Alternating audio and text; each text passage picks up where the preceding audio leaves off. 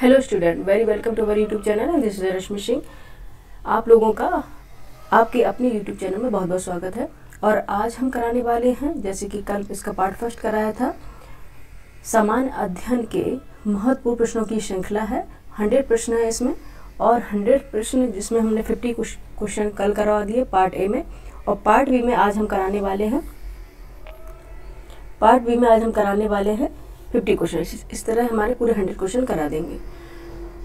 ये जो क्वेश्चन है ये आने वाली जो एग्ज़ाम है, यूपीएससी हो या फिर यूपीपीसीएस, स्टेट पीसीएस हो या फिर यूपीएससी हो, यूनियन पब्लिक सर्विस कमीशन, कोई भी एग्ज़ाम हो, सभी के लिए ये महत्वपूर्ण है। ठीक है।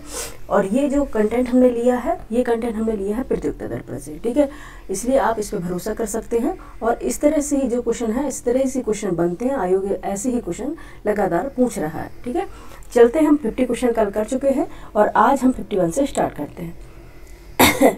एक्चुअली आपको थोड़ा वॉइस में अलग से वॉइस आपको सुनाई देगी। आप लोग कहेंगे कि मैम आवाज़ आपकी अलग चेंज लग रही है, तो एक्चुअली कोल्ड हो रहा है बहुत तेज़, क्योंकि बारिश लगातार लखनऊ में हो रही है। ठीक है, इसलिए आप मैनेज कीजिएगा। ठीक है, थोड़ा आवाज़ का अगर कुछ भी प्रॉब्लम हो। क्वेश्चन नंबर 51 है, आज देखेंगे क्वेश्चन नंबर 51 में क्या पूछ रहा है। क्वेश्चन नंबर 51 में पूछ रहा है, इसको थोड़ा हम कम करेंगे, इसकी थिकनेस ज़्यादा है बच्चे।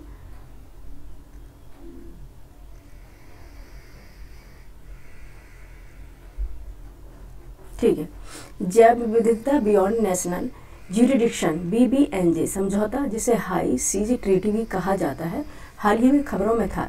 इसके संबंध में निम्नलिखित कथनों पर विचार कीजिए। ठीक है, आपको विचार करना है। यूपीएससी का ये टेस्ट सीरीज है और यूपीपीसीएस में भी आप इस तरह से पूछ रहे हैं। अभी फर्स्ट है, यह राष्ट्रीय क्षेत्राधिकार के बाहर के क्षेत्रों में समुद्री जैव विविधता की रक्षा के लिए एक कानूनी रूप से बाध्यकारी अंतर्राष्ट्रीय संधि है।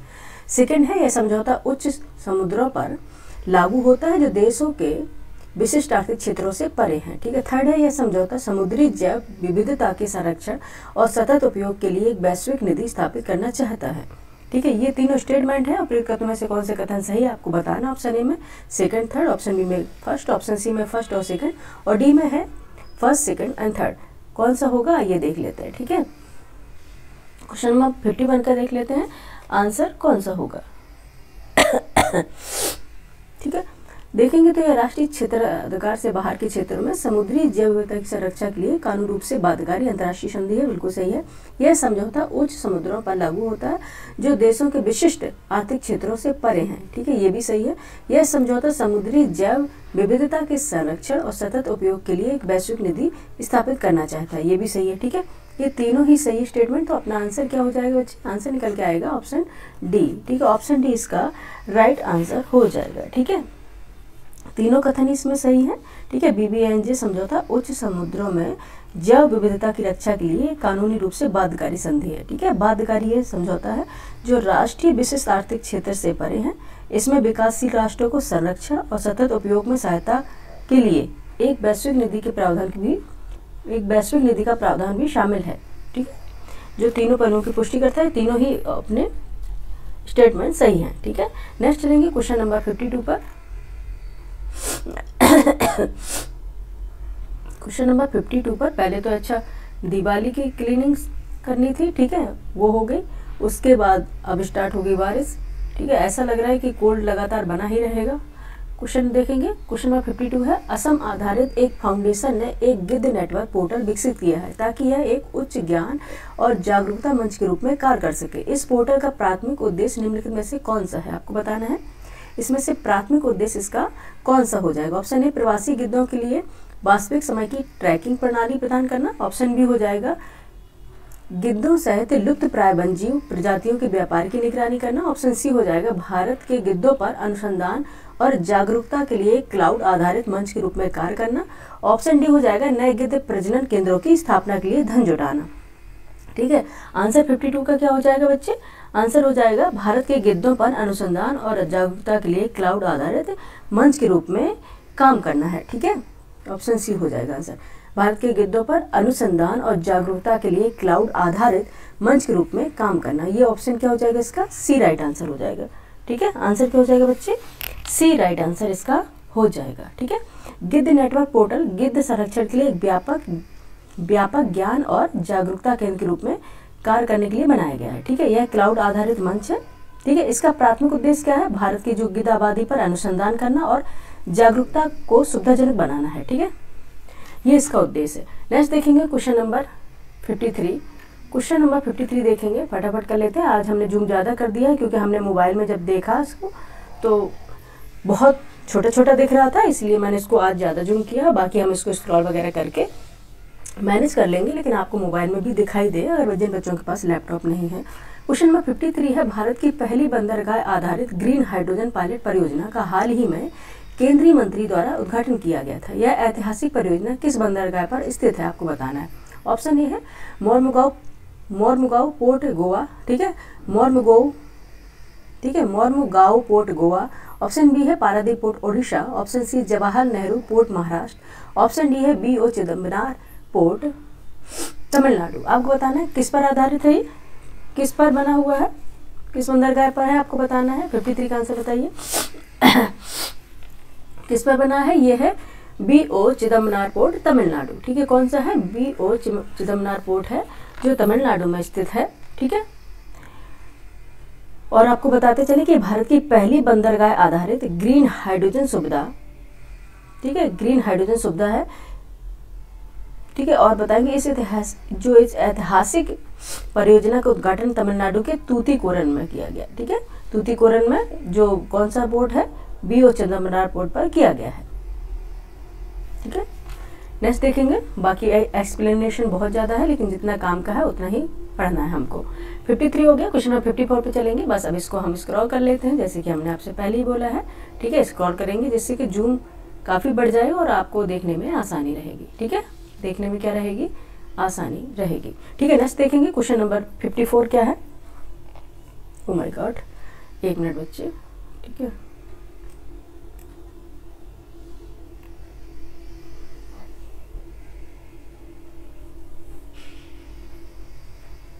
ठीक है, क्वेश्चन नंबर 54 है। क्या पूछ रहा है क्वेश्चन नंबर 54 में? क्या पूछ रहा है? निम्नलिखित में से कौन सा कथन पोलर कोड का सबसे अच्छा वर्णन करता है? ठीक है, UPSC का ये टेस्ट सीरीज है तो उस तरह से क्वेश्चन बनेंगे। आप लोग ये मत सोचिएगा कि मैम क्वेश्चन अपने से बना के लेकर आई हैं। ठीक है, जिस तरह से आयोग पूछ रहा है हम वैसे क्वेश्चन ये दिया गया है टेस्ट सीरीज उसमें कराए हैं। ठीक है, क्योंकि ये खुद से मैंने देखा, खुद का हमारा एक्सपीरियंस है कि क्वेश्चन काफ़ी हूबहू ऐसे आते हैं, लेकिन हम लोग ध्यान नहीं देते और टेस्ट सीरीज करते नहीं है। ठीक है, क्वेश्चन नंबर 54, निम्नलिखित में से कौन सा कथन पोलर कोड का सबसे अच्छा वर्णन करता है? ऑप्शन ए, ध्रुवीय जल में संचालित होने वाले जहाजों के लिए सुरक्षा का अंतर्राष्ट्रीय कोड है। ऑप्शन बी है, यह उत्तरी ध्रुव के आसपास के देशों के बीच ध्रुवीय क्षेत्र में उनके क्षेत्रों के सीमांकन के संबंध में समझौता है। ऑप्शन सी में दिया गया है, उन देशों द्वारा पालन किए जाने वाले मानदंडों का एक समूह है जिनके वैज्ञानिक उत्तरी ध्रुव और दक्षिण ध्रुव के अनुसंधान अध्ययन करते हैं।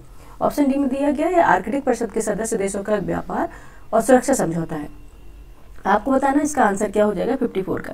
ठीक है, जैसे कि हम अगर टेस्ट लगाते रहते हैं तो हमें क्या बोलते हैं ना, क्वेश्चन सॉल्व करने का आदत सी बन जाती है, हैबिचुअल हो जाते हैं हम उसके। ठीक है, नहीं तो हम पहली बार अगर सोचेंगे कि एग्जाम में जाके करेंगे तो एग्जाम में कई बच्चों का, इस बार PCS का एग्जाम में कई लोगों ने OMR सीट नहीं भर पाई थी। ठीक है, OMR सीट यानी कि गोले जो भरने होते हैं बाद में, वो फिल ही नहीं कर पाए थे। ठीक है, क्योंकि उन्हें टाइम की कमी पड़ गई थी। टाइम की कमी पड़ी क्योंकि उन्होंने कभी टेस्ट सीरीज लगाई नहीं है। ठीक है, और ना तो वो हैबिचुअल थे, इसलिए आपको पहले से लगाना है और आप टैकल करना सीख जाएंगे क्वेश्चन को कैसे टैकल किया जाता है। ठीक है, क्वेश्चन नंबर 54 बताइए आंसर क्या होगा।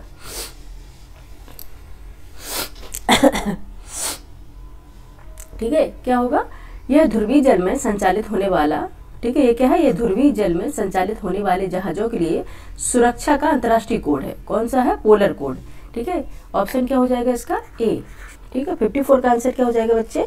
ए हो जाएगा।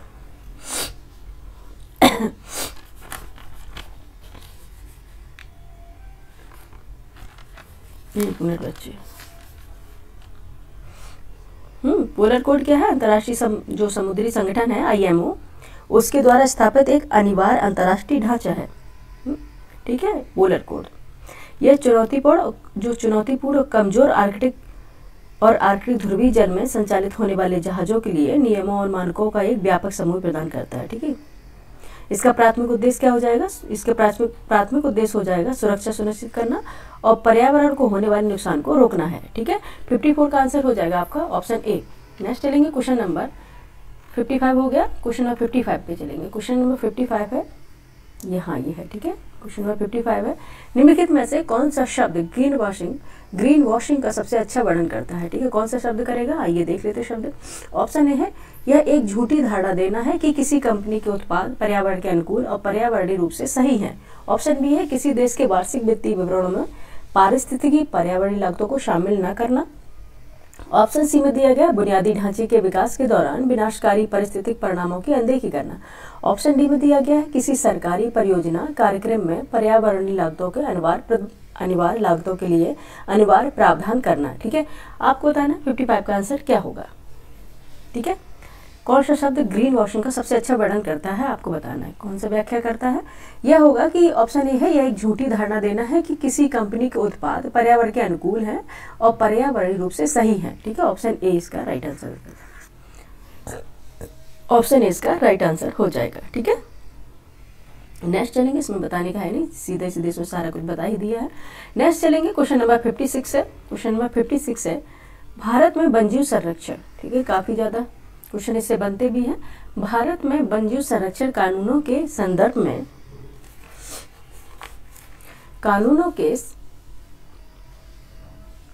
निम्नलिखित कथनों पर विचार करना है। फर्स्ट है स्टेटमेंट, वन्यजीव पूरी तरह से सरकार की संपत्ति है। सेकंड है, जब नहीं है बेटा, जब है, ठीक है, ये थोड़ा कई बार प्रिंटिंग मिस्टेक हो जाता है।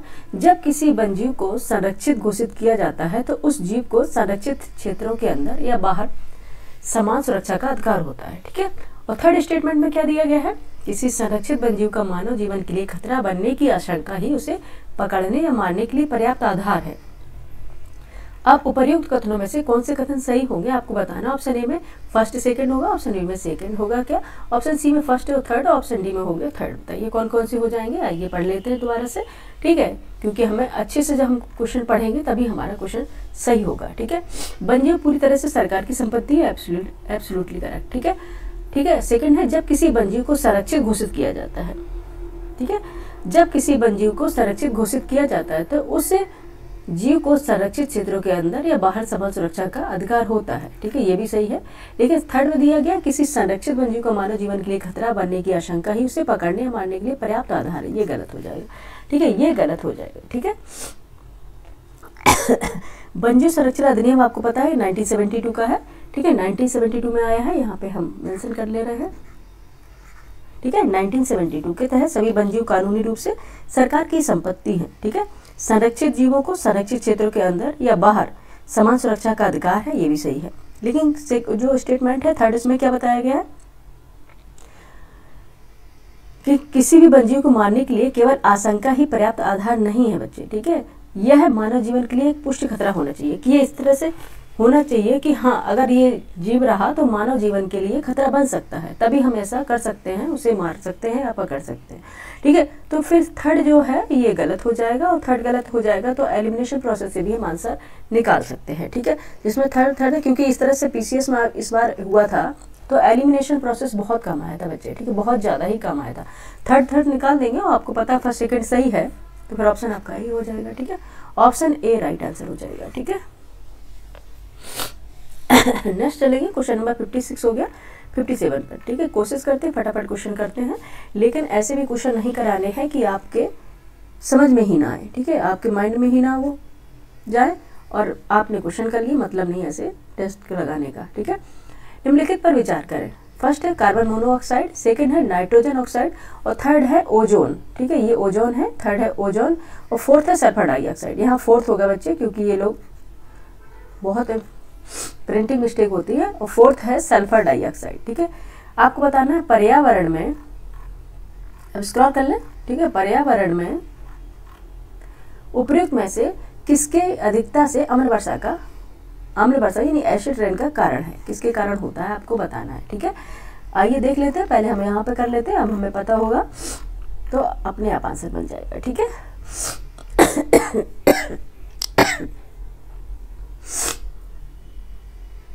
पहला तो है, आप देखेंगे सल्फर डाइऑक्साइड, ठीक है, सल्फर डाइऑक्साइड है, ये फोर्थ हो गया, ये भी होगा। और कौन सा होता है, नाइट्रोजन ऑक्साइड, NO2 नहीं होता है, नाइट्रोजन ऑक्साइड होता है, ठीक है, NO2 इसका नहीं है, नाइट्रोजन ऑक्साइड होता है, NOx होता है, ठीक है, NOx। और सल्फर डाइऑक्साइड SO2, ठीक है, सल्फर डाइऑक्साइड SO2, ठीक है, यहाँ पर लिख दे रहे हैं SO2। और नाइट्रोजन ऑक्साइड होते हैं NOx, ठीक है, और नाइट्रोजन अलग होता है, ठीक है। इनसे क्या होता है, एसिड रेन होती है, ठीक है, एसिड रेन होती है तो कौन सा हो जाएगा, फोर्थ हो जाएगा, और सेकंड एंड फोर्थ होगा, ठीक है, सेकंड और फोर्थ होगा, ये तो है आंसर, ठीक है। और कार्बन मोनोऑक्साइड है जो, ठीक है, कार्बन मोनोऑक्साइड और ओजोन है, ठीक है, ये क्या है, वायु प्रदूषण के कारक है, ठीक है, वायु प्रदूषण के कारक होते हैं कार्बन मोनोऑक्साइड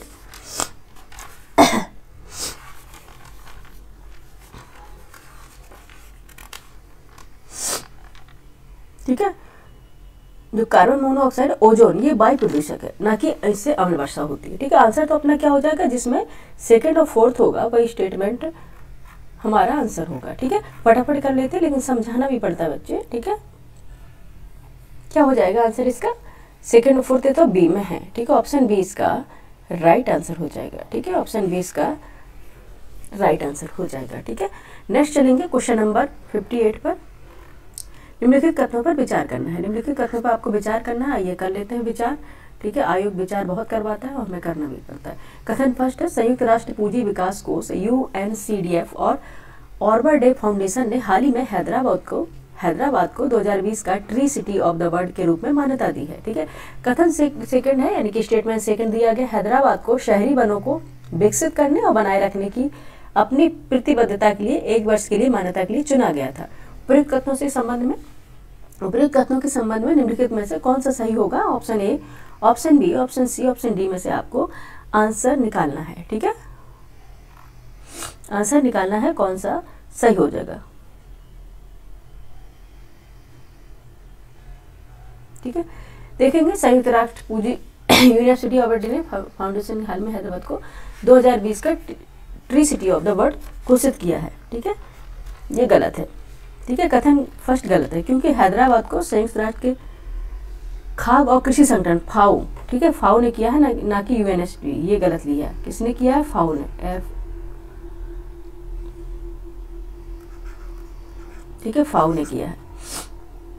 और ऑर्बर डे फाउंडेशन द्वारा 2020 का tree city of the world के रूप में मान्यता दी गई है, ठीक है। और UNCDF द्वारा कथन सेकंड सही है, क्योंकि शहर को अपनी शहरी वनों को विकसित करने और बनाए रखने की अपनी मौजूद प्रतिबद्धता के लिए चुना गया था, ठीक है। तो आंसर आपका क्या निकल के आएगा, आंसर निकल के आएगा, क्योंकि कथन एक तो गलत हो गया, क्योंकि फाओ द्वारा था, और फाओ और ऑर्बर डे फाउंडेशन ने हाल ही में हैदराबाद को 2020 का tree city of the world रूप में मान्यता दी थी, ठीक है। सेकंड ऑफ तो स्टेटमेंट सही है, तो आंसर हो जाएगा, कथन एक सही नहीं है, लेकिन कथन सेकंड सही है, ऑप्शन डी इसका राइट आंसर हो जाएगा, ठीक है। नेक्स्ट चलेंगे, क्वेश्चन नंबर 59 है, फटाफट करेंगे, बार बार करा रहे हैं तो उससे फिर बहुत लंबा वीडियो बन जाता है। क्वेश्चन नंबर 59 है, भारत की जलवायु स्मार्ट कृषि की तैयारी के संदर्भ में निम्नलिखित कथनों पर विचार करना है। भारत की जलवायु स्मार्ट गांव का दृष्टिकोण, फर्स्ट स्टेटमेंट दिया गया, भारत में जलवायु स्मार्ट गांव का दृष्टिकोण एक परियोजना का हिस्सा है जिसका नेतृत्व जलवायु परिवर्तन, कृषि और खाद्य सुरक्षा CCAFS के अंतर्राष्ट्रीय अनुसंधान कार्यक्रम द्वारा किया जाता है। सेकंड स्टेटमेंट में है, CCAFS की परियोजना को अंतर्राष्ट्रीय कृषि अनुसंधान पर सलाहकार समूह CGIAR के तहत किया जाता है, जिसका मुख्यालय कहाँ पे है, फ्रांस में, इन्होंने बताया, हम नहीं बता रहे भी, ठीक है। अभी आंसर निकालेंगे। थर्ड है, भारत में अंतर्राष्ट्रीय अर्धशुष्क उष्णकटिबंधीय फसल अनुसंधान संस्थान RICAT, ठीक है, CGIAR के अनुसंधान केंद्रों में से एक है। उपयुक्त कथनों में से कौन सी सही है आपको बताना है, option A, option B, option C और ऑप्शन डी में से कौन सा सही हो जाएगा हालिया में, ठीक है। देख लेते हैं, आइए, ठीक है, देख लेते हैं।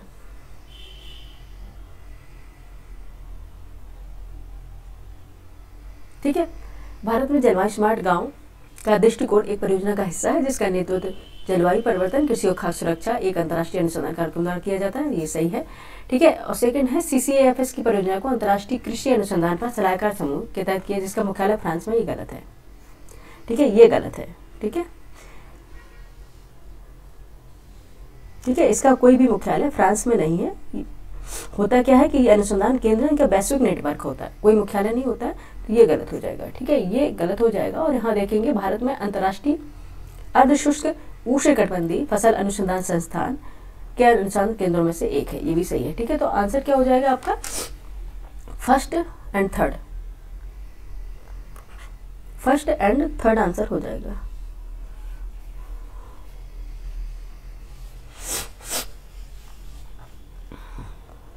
ठीक है, ऑप्शन सी इसका राइट आंसर हो जाएगा।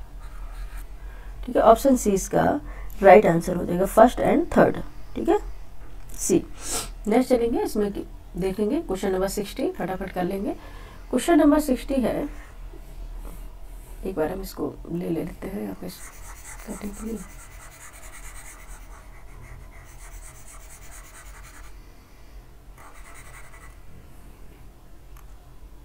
ठीक है, निम्नलिखित क्वेश्चन नंबर 60 है, निम्नलिखित प्रकार के जीवों पर विचार करना है आपको। आइए कर लेते हैं। फर्स्ट है कोपेपॉड, और सेकंड है साइनोबैक्टीरिया, थर्ड है डाइटम, और फोर्थ है फोरामिनिफेरा, फॉरमिनिफेरा। ठीक है, फोरामिनिफेरा नहीं है, फॉरमिनिफेरा है। पहला है कोपेपॉड है, साइनोबैक्टीरिया है, डाइटम है, फॉरमिनिफेरा है। आपको ये पढ़ लिया आपने, इसमें से देखेंगे क्वेश्चन क्या पूछा गया है।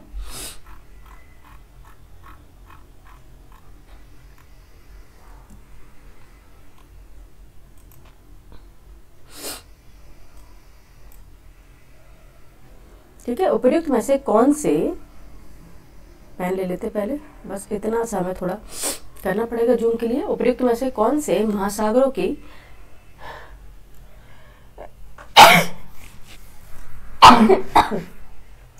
सॉरी बच्चे, उपर्युक्त में से कौन से महासागरों की खाद्य श्रृंखलाओं में प्राथमिक उत्पादक है?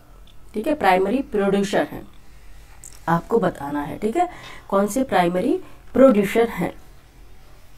आपसे पूछे कि प्राथमिक उत्पादक कौन से जीव होते हैं, आप कहेंगे जो जीव प्रकाश यानी कि प्रकाश संश्लेषण के द्वारा यानी फोटोसिंथेसिस के द्वारा अपना भोजन स्वयं बनाते हैं। ठीक है, उन्हें बोलते हैं प्राइमरी प्रोड्यूसर। ठीक है, अपना खुद का भोजन बनाते हैं।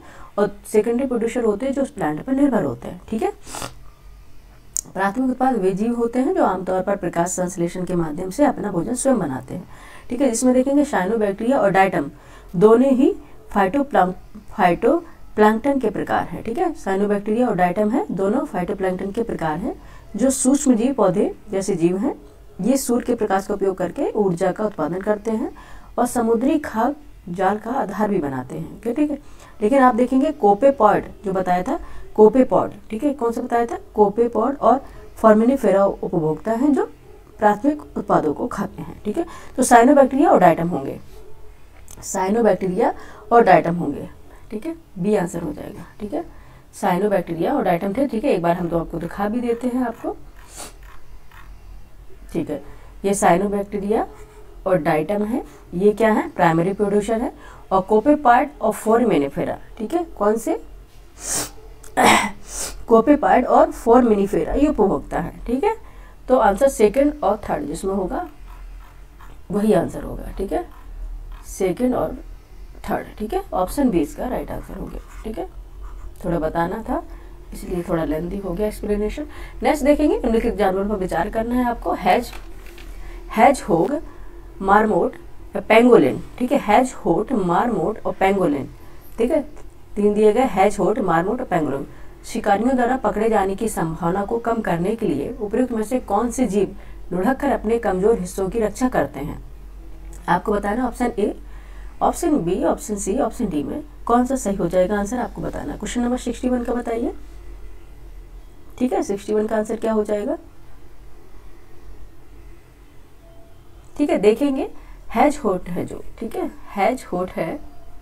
हैजहोग है एंड पेंगोलिन। ठीक है, हैजहोग एंड पेंगोलिन है, ये जो जीव होते हैं ठीक है, हैजहोग और पेंगोलिन। ठीक है, यहाँ पे हम देखेंगे पर आंसर कौन सा हो जाएगा? फर्स्ट थर्ड ये डी आंसर हो जाएगा। ठीक है, डी आंसर हो जाएगा। ठीक है, option D. Oh my God, ठीक है, एक बार हम इसको वापस से कर लेते हैं। ठीक है, डी आंसर हो जाएगा। हैजहोग और पेंगोलिन दोनों ही शिकारियों से खुद को बचाने के लिए, हंटर से खुद को बचाने के लिए एक विशिष्ट रक्षा तंत्र का उपयोग करते हैं। ठीक है, इन्हें जब खतरा महसूस होता है तो ये अपने शरीर को एक सख्त कवच वाली जो होती है ऊपर उनके बॉल टाइप होती है यानी गेंद के रूप में मोड़ लेते हैं, जिससे उनका नरम जो कमजोर पेट होता है उनके शल के कांटों द्वारा जो जैसे कि आपने सेही देखी होगी, ठीक है, जिनके शल्क होते हैं, हेजहोग सल्को, पेंगोलिन में हेजहोग होता है, उनमें कांटे होते हैं, और जो पेंगोलिन होते हैं सल्क होता है, ठीक है, उनको उनके ऊपर से आवरण कर लेते हैं जिससे ये अपने आप को बचा सके, ठीक है, क्या करते हैं जिससे ये अपने आप को बचा सके, ठीक है। तो आंसर क्या हो गया, हेजहोग और पेंगोलिन हो गया, ठीक है। दूसरे मार्मोट क्या है, मार्मोट है ये एक ऐसा जीव है जो मुख्य रूप से अलार्म कॉल बोलते हैं जैसे, ठीक है, अलार्म कॉल पर भरोसा करते हैं और अपने बिलों में छिप जाते हैं, ठीक है। जब भी कोई ऐसा लगता है कि कोई शिकारी या हंटर आ रहा है तो ये लोग इस तरह से आवाज़ निकालते हैं, उसी पर भरोसा करके ये अपने अपने होल्स में छुप जाते हैं। आंसर अपना क्या निकल के आया, डी आया निकल के, ठीक है। नेक्स्ट चलेंगे क्वेश्चन नंबर 62, क्या हो जाएगा, क्वेश्चन नंबर 62 का आंसर देखेंगे, ठीक है। बाकी अगर आपको लगेगा कि स्पीड कम है बच्चे तो आप स्पीड में लगा के देख सकते हैं, आपके पास ऑप्शन भी है, ठीक है। क्वेश्चन नंबर 62 है, निम्नलिखित में से कौन से बेंजीन प्रदूषक के संपर्क में आने के कारण या कारक हैं, ठीक है। फर्स्ट है स्टेटमेंट ऑटोमोबाइल निकास, सेकंड है तंबाकू का धुआं, थर्ड है लकड़ी जलाना वार्निश के लिए, सेकंड है लकड़ी के फर्नीचर का उपयोग करना, और फोर्थ है लकड़ी के फर्नीचर का उपयोग करना, और फिफ्थ है पॉलीयूरेथेन से बने उत्पादों का उपयोग करना। नीचे दिए कोड का उपयोग करना है, आपको बताना है आंसर क्या हो जाएगा। Option B, option A, option B, option C, option D में से कौन सा करेक्ट आंसर होगा आपको चुनना है, कौन सा करेक्ट आंसर होगा आपको बताना है, ठीक है। ठीक है, अभी देख लेते हैं, आइए।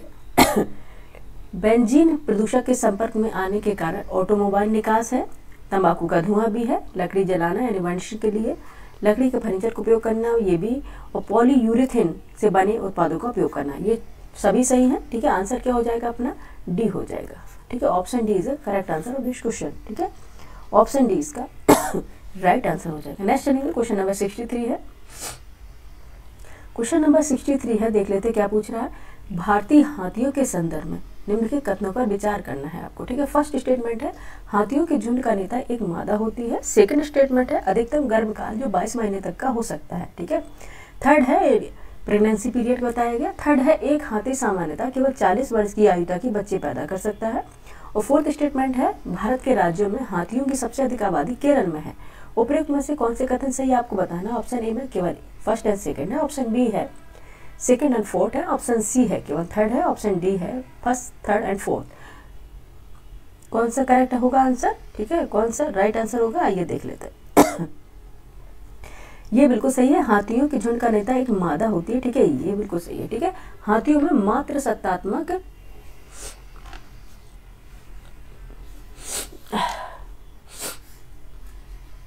हाथियों में क्या क्या होता है, जो झुंड होता है वो मात्र सत्तात्मक होते हैं, ठीक है, जिसका अगर देखेंगे जो नेतृत्व करेगी वो मादा हाथी करती है, ठीक है, क्या करती है, मादा हाथी करती है। और इसका अगर प्रेगनेंसी पीरियड देखेंगे तो ये 22 महीने तक होता है, ठीक है, इसका प्रेगनेंसी पीरियड 22 महीने तक होता है, जो अगर देखेंगे भूमि पर सबसे लंबा प्रेगनेंसी पीरियड होता है, ठीक है। थर्ड है एक हाथी सामान्यतः केवल 40 वर्ष की आयु तक बच्चे पैदा कर सकता है, ये गलत है। कितने वर्ष तक की आयु में कर सकता है वो, 60 यानी कि 60 वर्ष तक की आयु में बच्चे पैदा कर सकता है, ठीक है। तो ये स्टेटमेंट रॉन्ग हो गया था, तो इसे हम इसको क्रॉस कर लेते हैं। भारत के राज्यों में हाथियों की सबसे अधिक आबादी कहाँ पे है बच्चे, केरल में नहीं है बच्चे, इसमें केरल दिया है, कहाँ पे, कर्नाटक में है, ठीक है, कहाँ पे है, कर्नाटक में है, ठीक है, ये भी स्टेटमेंट गलत हो गया। अब आपको बताना है कौन से सही हैं, ठीक है, अच्छे से पढ़ना है, सही पूछ रहा है या नहीं पूछ रहा है, ठीक है, क्योंकि इसमें बहुत ज़्यादा बच्चे गलत करते हैं आंसर, ठीक है, क्वेश्चन गलत हो जाते हैं इसी कारण, इसलिए हमें पहले अंडरलाइन कर लेना है कि पूछ क्या रहा है, ठीक है, उसको चाहिए क्या है। Option A, option B, option C, D में से अब देख लेंगे। थर्ड गलत हो गया, फोर्थ गलत हो गया, तो ऑब्वियस आंसर क्या निकलेगा, option A, option A answer निकलेगा। 63 का आंसर ऑप्शन ए हो जाएगा, फर्स्ट एंड सेकंड, ठीक है। आपको ये बिल्कुल 4 आपको स्टेटमेंट दिए गए और बहुत सी चीज़ें इसमें आपको पता भी चली। हाथियों के झुंड का नेता मादा होती है और इसकी प्रेगनेंसी पीरियड 22 महीने तक का हो सकता है, ठीक है, और एक हाथी सामान्यतः 60 वर्ष तक की आयु तक बच्चे पैदा कर सकता है। और भारत में राज्यों में, अगर भारत के राज्यों में देखें तो हाथियों की सबसे अधिक आबादी कर्नाटक में है, ठीक है, ऑप्शन ए इसका राइट आंसर हो गया। नेक्स्ट क्वेश्चन देखेंगे, क्वेश्चन नंबर 64 है, ठीक है, स्वास्थ्य क्षेत्र में नैनो तकनीकी स्वास्थ्य क्षेत्र में नैनो तकनीकी के उपयोग के संदर्भ में निम्नलिखित कथनों पर विचार करना है। फर्स्ट है नैनो तकनीकी के माध्यम से लक्षित दवा वितरण संभव हो गया है। ठीक है, 64 में आंसर क्या बताया उन्होंने, नैनो तकनीक के माध्यम से लक्षित दवा वितरण संभव हो गया है। नेक्स्ट देखेंगे, अब इसको स्क्रॉल करना पड़ेगा, स्क्रॉल कर लेते हैं पहले इसको हम। ठीक है, स्क्रॉल कर लेते हैं, उसके बाद 1 मिनट बच्चे थोड़ा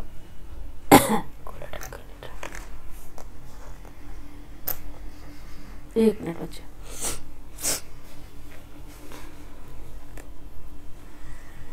ठीक है, इसको स्क्रॉल कर ले रहे हैं अभी बस।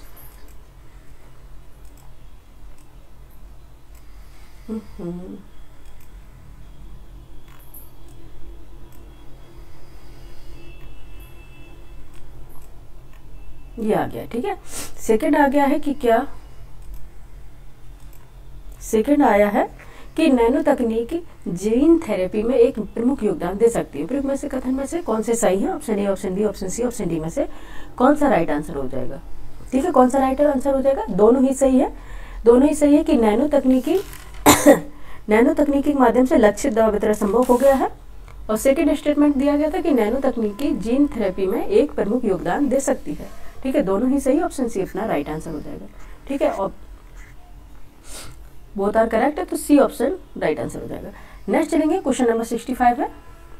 गैसोहोल के संदर्भ में आपको बताना है, गैसोहोल के संदर्भ में निम्नलिखित कथनों पर विचार करना है। फर्स्ट है स्टेटमेंट, यह ईंधन एक सस्ता विकल्प है जिसके तहत गन्ने से सामान्यतः अल्कोहल तैयार किया जाता है। सेकेंड स्टेटमेंट है, इसके उपयोग से पेट्रोलियम पर होने वाले खर्च और पेट्रोलियम प्रदूषण में वृद्धि को कम किया जा सकता है। थर्ड स्टेटमेंट है, इसके ईंधन का उपयोग कारों, मोटरसाइकिलों, स्कूटरों आदि के इंजनों में किया जा सकता है। उपयुक्त में से कितने कथन सही होगा आपको बताना। ऑप्शन ए केवल 1, ऑप्शन बी केवल 2, ऑप्शन सी सभी 3, ऑप्शन डी में से कोई नहीं। क्वेश्चन नंबर 65 का आंसर बताइए क्या हो जाएगा। ठीक है,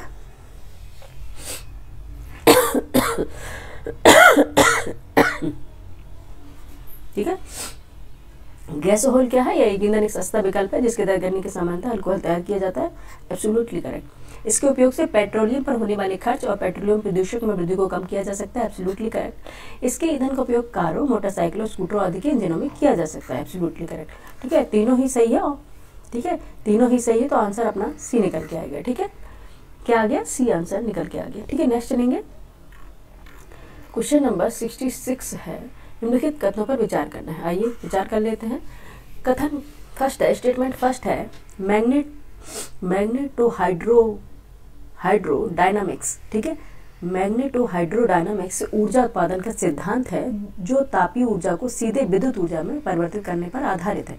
कथन सेकंड है, यानी स्टेटमेंट सेकंड है, एक मैग्नो हाइड्रोडायनामिक्स प्रणाली में जनरेटर को बिना किसी हिलते हुए हिस्से के एक ही इकाई में स्थापित किया जाता है। उपयुक्त कथनों के संबंध में से निम्नलिखित में से कौन से कथन सही होगा? और option A, option B, option C, option D में से आइए सॉरी बच्चा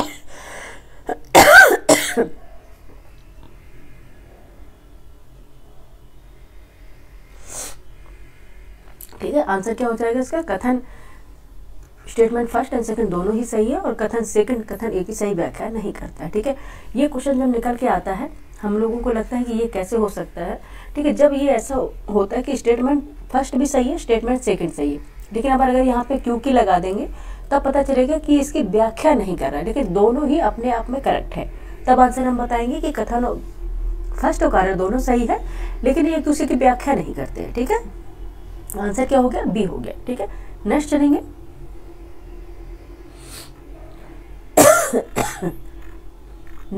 क्वेश्चन नंबर 67 है। रेडियोधर्मी किरणें और उनकी संरचना के साथ धीरे धीरे पढ़ा रहे थे, जैसे कि तेज पढ़ाने लग जाते तो खांसी चलने लग जाती।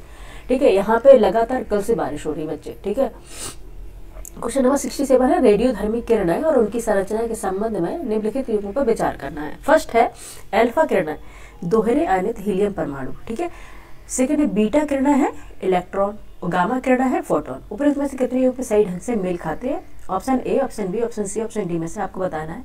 ठीक है, ठीक है, अल्फा किरण ये है आयनित हीलियम परमाणु है, बीटा किरण इलेक्ट्रॉन है, वाई किरण में फोटोन है। ये तीनों है सही है, सभी तीनों युग्म सही है, ऑप्शन सी राइट आंसर हो जाएगा। ठीक है, ऑप्शन सी सभी तीनों युग्म सही है, ऑप्शन सी इसका राइट आंसर हो जाएगा। ठीक है, नेक्स्ट चलेंगे, 67 हो गया, 67 68 पे चलेंगे। क्वेश्चन नंबर 68 है, नबी के कथनों पर विचार करना है। आइए कर लेते हैं विचार। फर्स्ट स्टेटमेंट है सूर्य ऊर्जा का एकमात्र नवीकरणीय स्रोत है। ठीक है, नवीकरणीय रिन्यूएबल सोर्स है। ठीक है, अनवीकरणीय होता है नॉन रिन्यूएबल सोर्स। ठीक है, सेकंड है जल, परमाणु ऊर्जा और जीवाश्म ईंधन सभी पारस्परिक ऊर्जा स्रोत है। उपयोग में से कौन से कथन सही है? Option A, option B, option C, option D. आइए बताते हैं कौन सा कथन सही होगा। क्वेश्चन नंबर 68 का आंसर बताइए, पहले आप लोग बताएं। ठीक है, कुछ आपको भी टाइम देना चाहिए जिससे आप भी निकाल सके आंसर। क्वेश्चन बी होगा सेकंड। के बाद कौन सा कथन सही होगा? Option B. ठीक है, ऑप्शन बी इसका राइट आंसर होगा।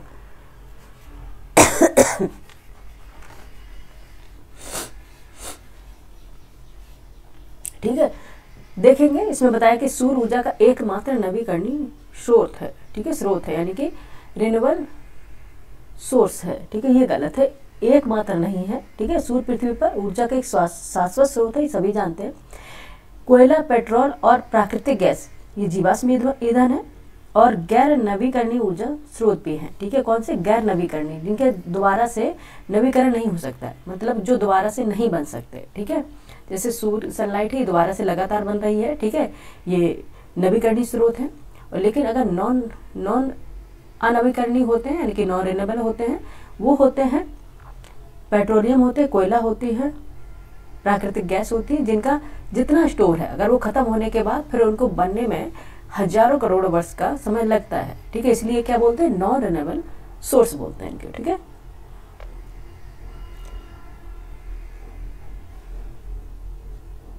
ठीक है, और इसमें बताया है कि सूर्य एकमात्र है। ठीक है, देखिए कौन कौन है? सूर्य का प्रकाश है, हवा है, जल है, बायोमास है, भूतापीय ऊर्जा है। ठीक है, कुछ ये नवीकरणीय ऊर्जा है जो ऊर्जा के संसाधन है। इसलिए और भी सिर्फ सूर्य नहीं है अकेला, विंड एनर्जी भी तो होती है, भूतापीय ऊर्जा भी तो होती है। ठीक है, इसलिए ये गलत हो जाएगा, ऑप्शन बी इसका राइट आंसर हो जाएगा। ठीक है, नेक्स्ट चलेंगे क्वेश्चन नंबर 69। Energy village. ठीक है, एनर्जी विलेज एक अवधारणा है जिसका उद्देश्य गांवों को ऊर्जा के क्षेत्र में आत्मनिर्भर बनाना है।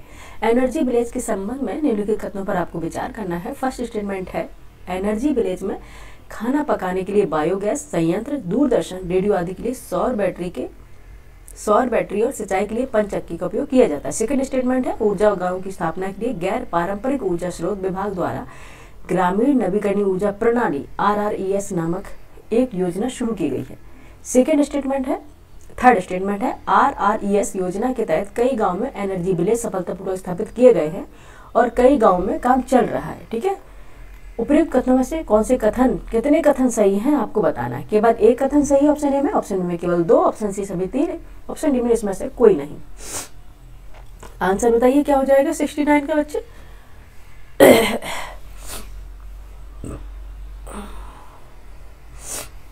ठीक है, एनर्जी विलेज में खाना पकाने के लिए बायोगैस है, दूरदर्शन, रेडियो आदि के लिए सौर बैटरी और सिंचाई के लिए पंचक्की का उपयोग किया जाता है। Absolutely correct. ऊर्जा गांव की स्थापना के लिए गैर पारंपरिक ऊर्जा स्रोत विभाग द्वारा ग्रामीण नवीकरणीय ऊर्जा प्रणाली नामक एक योजना शुरू की गई है, ये भी सही है। और RRES योजना के तहत कई गाँव में एनर्जी विलेज सफलतापूर्वक स्थापित किए गए हैं और कई गाँव में काम चल रहा है, तो सभी 3 सही है। ठीक है, सभी 3 सही है, ऑप्शन सी इसका राइट आंसर हो जाएगा। ठीक है, बच्चे पहले से ही बता रहे हैं कि अगर आपको लगे तो स्पीड आप बढ़ा के देख सकते हैं। ठीक है, लेकिन अब हम तेज नहीं बोल सकेंगे क्योंकि प्रॉब्लम होने लग जाती है, क्योंकि कोल्ड है और खांसी चलने लग जाएगी और फिर क्लास को रोकना ही पड़ेगा हमको। ठीक है, 69 का क्या हो जाएगा? सी होगा। नेक्स्ट चलेंगे क्वेश्चन नंबर 70 देख लेते क्या है। यहाँ पे लगातार बारिश हो रही है यार, अब इतना बारिश होगी तो फिर ऑब्वियस बात है कि फीवर कोल्ड होएगा ही। ठीक है, क्योंकि ये टाइम नहीं है, लेकिन ये कौन सा चक्रवात आ रहा है कमेंट करके बताइए, उसका असर है आई थिंक। क्वेश्चन नंबर 70 है बायोप्लास्टिक के संदर्भ में निम्नलिखित कथनों पर विचार कीजिए। फर्स्ट है इनमें प्राकृतिक पदार्थों में परिवर्तित किया जा सकता है। ठीक है, इन्हें प्राकृतिक पदार्थों में परिवर्तित किया जा सकता है। सेकेंड है ये बायोडिग्रेडेबल सामग्री है जिनका उपयोग प्लास्टिक कचरे से होने वाले प्रदूषण की समस्या को कम करने के लिए किया जा सकता है। उपयुक्त कथनों में से कौन से कथन सही होंगे आपको बताना, option A, option B, option C, option D. ठीक है, क्या है, कौन से सही हो जाएंगे? 70 का आंसर बताइए। ये बायोडिग्रेडेबल सामग्री है जिनका उपयोग प्लास्टिक कचरे से होने वाले प्रदूषण समस्या को कम करने के लिए किया जा सकता है। आंसर क्या हो जाएगा, कौन से कथन सही है, केवल एक कथन सही है, केवल एक कथन सही है, ऑप्शन ए इसका राइट आंसर है। बायो प्लास्टिक ऐसे प्लास्टिक है जो जीवाश्म ईंधन के बजाय शैवाल, गन्ना, मक्का, वनस्पति तेल या लकड़ी की गूदी जैसे नवीकरणीय संसाधनों से प्राप्त होते हैं। ठीक है, इन्हें पर्यावरण में सूक्ष्म जीवों की क्रिया द्वारा पानी, कार्बन डाइऑक्साइड और खाद जैसे प्राकृतिक पदार्थों में परिवर्तित किया जा सकता है। कथन एक सही है। ठीक है, और बायोप्लास्टिक जो है ऐसी बायोडिग्रेडेबल सामग्री है जो नवीकरणीय स्रोतों से आती है और इनका उपयोग प्लास्टिक कचरे से होने वाली प्रदूषण की समस्या को कम करने के लिए किया जा सकता है। जो प्लैनेट का है, जो दम घुट रहा है प्लास्टिक से हो रहा है। ठीक है, कहते ये जो कथन सेकंड है ये गलत था। ठीक है, ये गलत था।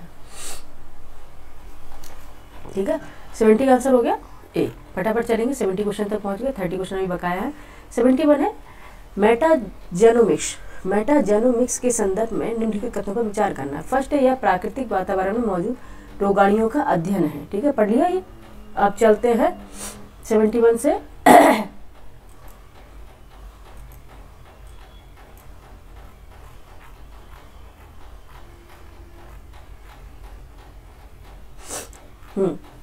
सेकेंड स्टेटमेंट है, इसमें आनुवांशिक सामग्री सीधे पर्यावरणीय या नैदानिक नमूनों के अनुक्रमण विधि द्वारा प्राप्त की जाती है। थर्ड स्टेटमेंट है, इसका उपयोग अक्सर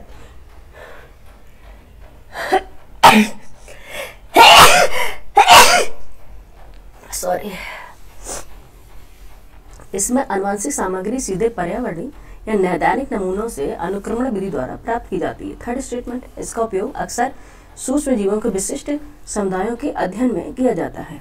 उपरोक्त में से कितने कथन सही आपको बताना है, option A, option B, option सी,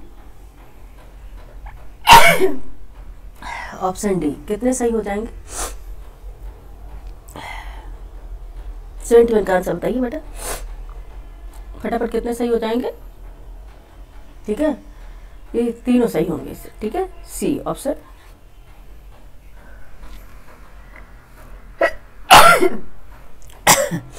तीनों ही सही होंगे। ठीक है,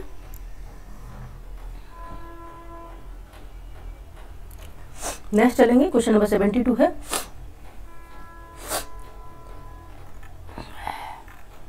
क्वेश्चन नंबर 72 है, बायोटेक्नोलॉजी में रंगों और उनके अनुप्रयोगों के निम्नलिखित युग्मों पर विचार करना है। फर्स्ट है ग्रीन बायोटेक्नोलॉजी, विनिर्माण प्रक्रिया में सुधार। अरे यार। सेकंड है ब्लू बायोटेक्नोलॉजी, टीका और दवाओं का विकास। थर्ड है येलो बायोटेक्नोलॉजी, टिकाऊ और पर्यावरणीय अनुकूली फसलों का विकास। तो इसमें कितने युग्म सही ढंग से मेल खाते हैं, तो कितने नहीं खाते हैं? यही फटाफट कर आते हैं। उपयुक्त में से कोई भी युग्म नहीं है। ठीक है, डी इसका राइट आंसर हो जाएगा। ठीक है, डी इसका राइट आंसर हो जाएगा। नेक्स्ट चलेंगे, क्वेश्चन नंबर 73 अंतर्राष्ट्रीय परमाणु ऊर्जा एजेंसी के बारे में निम्नलिखित कथनों पर आपको विचार करना है। फर्स्ट स्टेटमेंट है, इसे दुनिया के शांति और विकास के लिए परमाणु संगठन के रूप में जाना जाता है। सेकंड है, इसे 1957 ईस्वी में परमाणु तकनीकी की खोज और विविध प्रयोगों से उत्पन्न गहरी आशंकाओं और अपेक्षाओं के जवाब में बनाया गया था। थर्ड है, इसे 2005 में नोबेल शांति पुरस्कार से सम्मानित किया गया। उपयुक्त में से कितने कथन सही है? Option A, option B, option C, option D में से कौन सा राइट आंसर होगा आपको बताना है। ठीक है, कौन सा राइट आंसर होगा आपको बताना है। 73 का क्या हो जाएगा? सभी तीनों ही सही है। ठीक है, सभी तीनों ही सही, ऑप्शन सी इसका राइट आंसर होगा। ठीक है, एक बार इसको रीड आउट कर लीजिएगा। नेक्स्ट चलेंगे, क्वेश्चन नंबर 74 है, भारत के कला और पुरातात्विक इतिहास आर्कियोलॉजिकल हिस्ट्री के संदर्भ में निम्नलिखित में से किस एक का सबसे पहले निर्माण किया गया था आपको बताना। ऑप्शन ए, भुवनेश्वर स्थित लिंगराज मंदिर। ऑप्शन बी, धौली स्थित शैलकृत हाथी। ऑप्शन सी, महाबलीपुरम स्थित शैलकृत स्मारक। ऑप्शन डी, उदयगिरी स्थित बारह मूर्ति। कौन सा सबसे पहले किया गया था? धौली स्थित शैलकृत हाथी का सबसे पहले किया गया था। ऑप्शन बी राइट आंसर हो जाएगा। ठीक है, ऑप्शन बी राइट आंसर हो जाएगा। धौली स्थित शैलकृत हाथी तीसरी सदी ईसा पूर्व मौर्यकालीन में हुआ था इसका। और उदयगिरी, ठीक है देखेंगे, उदयगिरी स्थित 12 मूर्ति इसकी 5वीं सदी गुप्तकालीन में हुआ था। महाबलीपुरम स्थित शैलकृत स्मारक 7वीं सदी में हुआ था। और लिंगराज मंदिर जो भुवनेश्वर में है इसका 11वीं सदी में इसका निर्माण हुआ था। ठीक है, बी ऑप्शन हो गया। 74 हो गया क्वेश्चन हो गया। 75 पे चलेंगे, फटाफट क्वेश्चन कर लेते हैं बच्चे, क्योंकि लगातार कोड बढ़ता ही चला जा रहा है और मुझे ऐसा लग रहा है कि बहुत ज़्यादा दिक्कत होने वाली, कहीं क्लास ना रोकना पड़े, इसलिए हम जल्दी कर ले रहे हैं। ठीक है, क्वेश्चन नंबर 75 है। ठीक है, 75 निम्नलिखित युग्मों पर विचार करना है। प्रसिद्ध स्थान है, उसके क्षेत्र है। बोधगया, बघेलखंड, खजुराहो, बुंदेलखंड, शिरडी, विदर्भ, नासिक, मालवा, तिरुपति, रायलसीमा। ठीक है, उपयुक्त युग्मों में से कौन से सही सुमेलित है? Option A, option B, option C, option D में से कौन सा आंसर सही हो जाएगा? आइए देख लेते हैं कौन कौन से सुमेलित होंगे, कौन से सुमेलित। सबसे पहले तो आपको पता होगा खजुराहो कहाँ पे है? बुंदेलखंड सीमा। ठीक है, बुंदेलखंड में है, ये बिल्कुल सही है। और नासिक मालवा, ठीक है, क्षेत्र पे है नासिक मालवा। और तिरुपति रायलसीमा नहीं है, ये उत्कल सीमा है। ठीक है, तो ये तो गलत हो गया। ठीक है, ये तो गलत हो गया। शिरडी विदर्भ नहीं, नासिक में है, ये भी गलत हो गया। और बोधगया बघेलखंड में नहीं है, ये भी सही है। ठीक है, बोधगया बघेलखंड में नहीं है, ये सही मानो, प्लेटू है साइड। ठीक है, ठीक है, तो फिर कौन सा सही हो गया? सेकेंड एंड 75 का आंसर कौन सा निकल के आया? सेकेंड एंड फिफ्थ, सी। ठीक है, सी का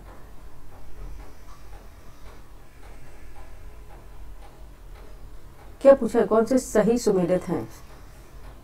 सही सुमेलित हैं। अगेन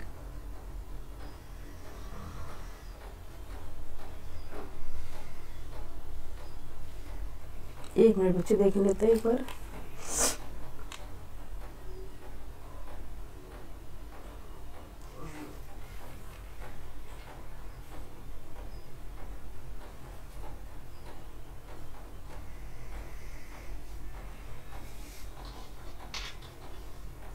अच्छा, ये वाला सही होगा। उत्कल सीमा पर नहीं, रॉयल सीमा भी बोलते हैं उधर। हाँ, रॉयल सीमा भी बोलते हैं। ठीक है, खुद का ही कंफ्यूज कर रहे हैं बच्चों को, खुद कंफ्यूज हो रहे हैं, बच्चे को भी कंफ्यूज कर रहे हैं। ठीक है, ध्यान नहीं दिया बच्चे। ये वाला सही है, बुंदेलखंड वाला सही है। ठीक है, और कौन सा सही है? 75 का आंसर सी है बच्चे। ठीक है, 75 का आंसर सी निकल के आएगा। 2 खजुराहो बुंदेलखंड सही है, और फिफ्थ तिरुपति और रायलसीमा ये सही है। ठीक है, तो सी आंसर निकल के आएगा, ये गलत है बाकी। ठीक है, तिरुपति जो उत्कल सीमा, उसे रॉयल सीमा भी कहते हैं। ठीक है, रॉयल सीमा भी कहते हैं। ठीक है, आप देखेंगे उसे रॉयल सीमा भी कहते हैं। ठीक है, तो आंसर क्या हो जाएगा? Second and fifth. ठीक है, सी राइट आंसर हो गया। नेक्स्ट चलेंगे। ठीक है, कई बार इसमें भी क्वेश्चन गलत बताते हैं, वो खुद ही देखना पड़ता है क्वेश्चन क्या है। क्वेश्चन नंबर 76 देखेंगे क्या पूछ रहा है। 76 देख लेंगे। निम्नलिखित में से किस मुगल शासक ने लाला कलावंत से हिंदू संगीत की शिक्षा ली थी? ठीक है, लाला कलावंत से हिंदू संगीत की शिक्षा ली थी। ऑप्शन ए हुमायूं ने, ऑप्शन बी जहांगीर ने, ऑप्शन सी अकबर ने, ऑप्शन डी शाहजहां ने। किसने ली थी? 76 का आंसर बताइए फटाफट। ये अकबर ने ली थी। ठीक है, ऑप्शन सी इसका राइट आंसर हो जाएगा। ठीक है, सिंपल सा क्वेश्चन था। नेक्स्ट चलेंगे, क्वेश्चन नंबर 77 है। क्वेश्चन नंबर 77 है, निम्नलिखित युगों में से कौन से सही सुमेलित हैं? आइए देख लेते हैं। फर्स्ट स्टेटमेंट है Theodore bank, Mohammedan Anglo oriental college Aligarh. Second है एल्बर्ट रिपन। ऑप्शन थर्ड में दिया गया फिरोज शाह मेहता भारतीय राष्ट्रीय कांग्रेस। ऑप्शन फोर्थ में बदरुद्दीन तैयब जी मुस्लिम लीग। नीचे दिए कोड का प्रयोग का सही उत्तर आपको चुनना है। Option A, option B, option C, option D में से कौन सा राइट आंसर हो जाएगा 77 का? ठीक है, कौन सा नाम? थियोडोर बैंक है, मोहम्मडन एंग्लो ओरिएंट कॉलेज है, अलीगढ़ में है। एल्बर्ट रिपन द्वारा लाया गया था। ठीक है, और फिरोज शाह मेहता भारतीय राष्ट्रीय कांग्रेस से जुड़े हुए थे। ठीक है, बदरुद्दीन तैयब जी मुस्लिम लीग से नहीं थे ये। ठीक है, ये वाला गलत है। ठीक है, ये वाला गलत है। ठीक है, Theodore bank Mohammedan Anglo college Aligarh से प्रथम, जो अलीगढ़ के प्रथम प्राचार्य थे। और एल्बर्ट बिल लॉर्ड रिपन के समय 1883 में पारित हुआ था। और फिरोज शाह मेहता भारतीय राष्ट्रीय कांग्रेस से संबंधित थे और 1890 के कलकत्ता अधिवेशन की अध्यक्षता भी इन्होंने की थी। और जो बदरुद्दीन तैयब जी हैं, ये भारतीय राष्ट्रीय कांग्रेस के संबंधित थे, ना कि मुस्लिम लीग से। ठीक है, भारतीय राष्ट्रीय कांग्रेस से संबंधित थे। ठीक है, बदरुद्दीन तैयब जी भारतीय राष्ट्रीय कांग्रेस से संबंधित थे, ना कि मुस्लिम लीग से। ठीक है, इन्होंने कांग्रेस मद्रास अधिवेशन 1887 की अध्यक्षता की थी। ठीक है, आंसर क्या हो जाएगा सही हमारा?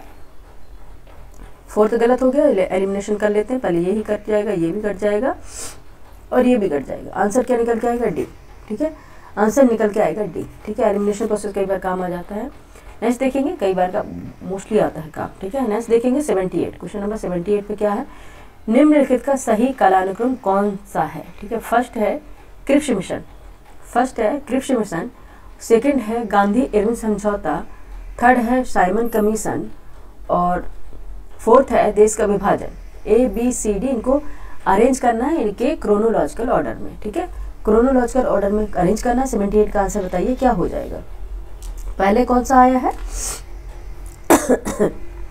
साइमन कमीशन, ठीक है, पहले है साइमन कमीशन है, और ये कब था 1927 में इसे नियुक्त किया गया था, ठीक है, 1927 में साइमन कमीशन को नियुक्त किया गया था। 3 फरवरी 1928 को मुंबई पहुंचा था ये, ठीक है। वहीं देखेंगे गांधी इरविन समझौता है, गांधी इरविन समझौता ये 5 मई 1931 में हुआ था, 5 मई 1931 में, 5 मई 1931 में हुआ था, 1931 में, ठीक है। वहीं बात करेंगे हम क्रिप्स मिशन की, तो ये सभी पता है मार्च 1942 में है, 1942 में है, ठीक है, 1942 में। और देश का विभाजन तो सभी जानते हैं 14 से 15 अगस्त की मध्यरात्रि को 1947 की मध्यरात्रि में किया गया था, 1947। अब इसको अरेंज कर लेंगे, अब इसको अरेंज कर लेंगे तो क्या आंसर निकल के आएगा, डी निकल के आएगा, ठीक है। पहले थर्ड है, फिर सेकंड है, फिर फर्स्ट है, फिर फोर्थ है, तो ऑप्शन डी इसका राइट आंसर हो जाएगा, ठीक है। नेक्स्ट चलेंगे जैन विद्वान जिनसेन, ठीक है, नेक्स्ट है जैन विद्वान, 79 क्वेश्चन है।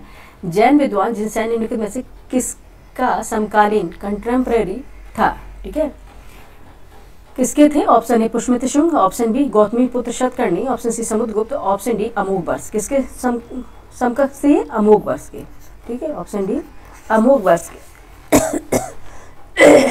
जैन विद्वान जिनसेन राष्ट्रकूट शासक थे अमोघवर्ष, राष्ट्रकूट शासक थे अमोघवर्ष, नाम क्या, अमोघवर्ष, ठीक है। इसके साथ ये राष्ट्रकूट शासक थे, इनके दरबार में रहते थे जैन विद्वान जिनसेन, ठीक है। इन्होंने हरिवंश तथा पार्श्वभ्युदय, ठीक है, पार्श्वा अभ्युदय पुस्तक की रचना की है, ठीक है, पार्श्व अभ्युदय नामक पुस्तक की रचना की थी। नेक्स्ट चलेंगे, इतना नहीं बताने की जरूरत है। नेक्स्ट चलेंगे क्वेश्चन नंबर 80 पर, ठीक है, क्वेश्चन नंबर 80 पर चलेंगे, फटाफट कर लेते हैं।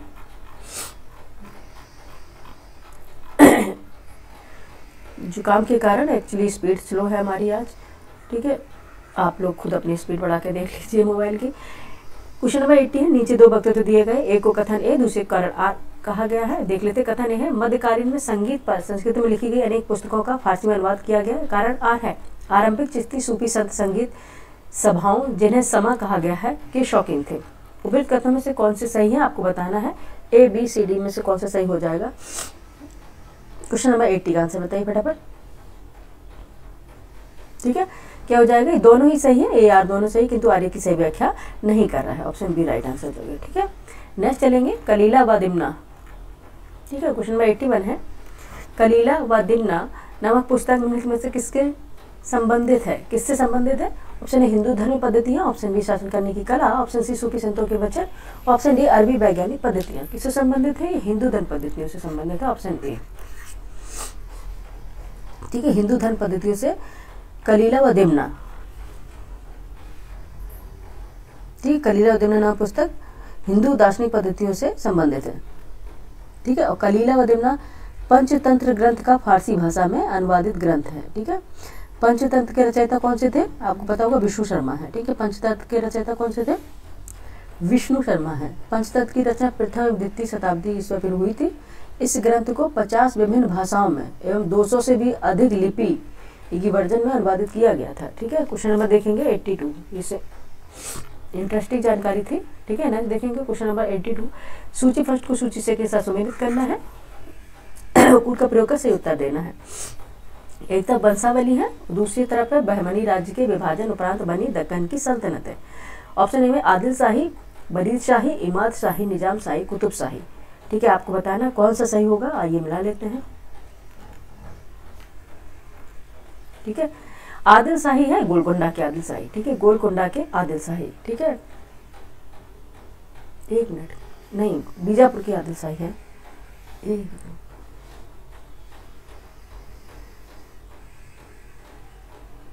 एक मिनट बच्चे, आदिल शाही कहाँ से, यहाँ पे करके चलेंगे, बीजापुर के हैं, ठीक है। 4 आ गया, ठीक है, 4 आ गया। और बरीद शाही कहाँ के हैं, बरीद शाही है बीदर के, ठीक है, बीदर के, ये 3rd हो गया, ठीक है। और इमाद शाही कहाँ के हैं? बरार के, ये 2 हो गया।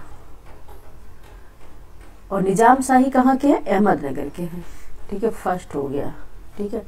और कुतुब शाही हैं ये गोलकुंडा के, ठीक है, कुतुब शाही गोलकुंडा के हैं, ये 5 हो गया। 43215 43215 है, ये आंसर हो गया डी, ठीक है, आंसर डी हो गया। आदिल शाही बीजापुर, बरीस शाही बीदर, इमाद शाही बरार, निजाम शाही अहमदनगर और कुतुब शाही गोलकुंडा, ठीक है, सल्तनतें हैं ये। इसको कई बार क्वेश्चन पूछा गया है, आप एक बार इसे रिपीट जरूर कर लीजिएगा। ऑप्शन डी राइट आंसर है, ठीक है। नेक्स्ट चलेंगे क्वेश्चन नंबर 83।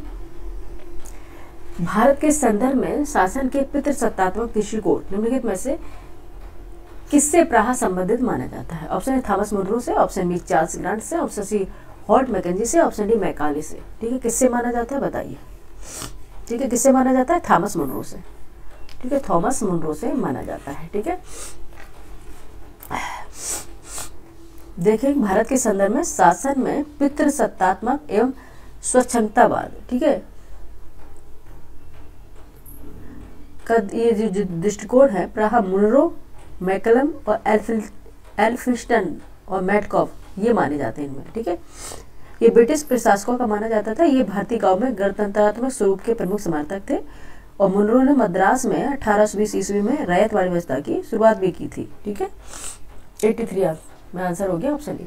नेक्स्ट चलेंगे क्वेश्चन नंबर 84 पर, ठीक है, 84 पर चलेंगे।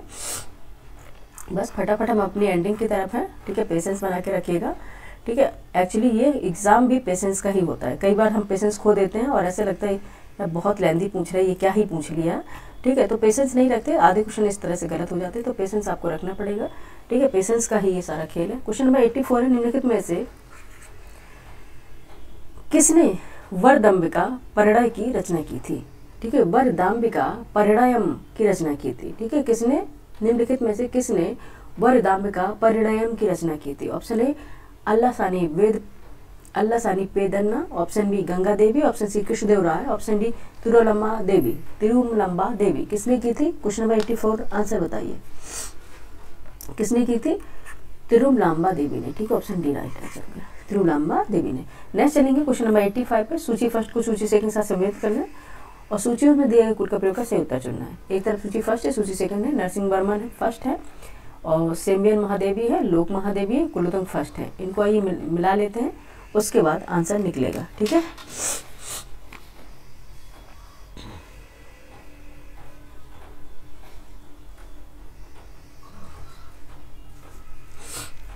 ठीक है, नरसिंहन मामल स्थित सैलकुट गुफाएं है, सेम्बियन महादेवी से अनंतपुर स्थित अगस्तेश्वर मंदिर है, लोक महादेवी का है पट्टडकल स्थित विरूपाक्ष मंदिर है, कुलोत्तंग फर्स्ट का चिदम्बरम स्थित शिव मंदिर है। तो ये तो तीनों ही सभी अपने आप में सीधे सीधे सुबह लेते हैं, तो ऑप्शन डी इसका राइट आंसर हो जाएगा, ठीक है। D is the right answer of this question, ठीक है। नेक्स्ट चलेंगे क्वेश्चन नंबर 86।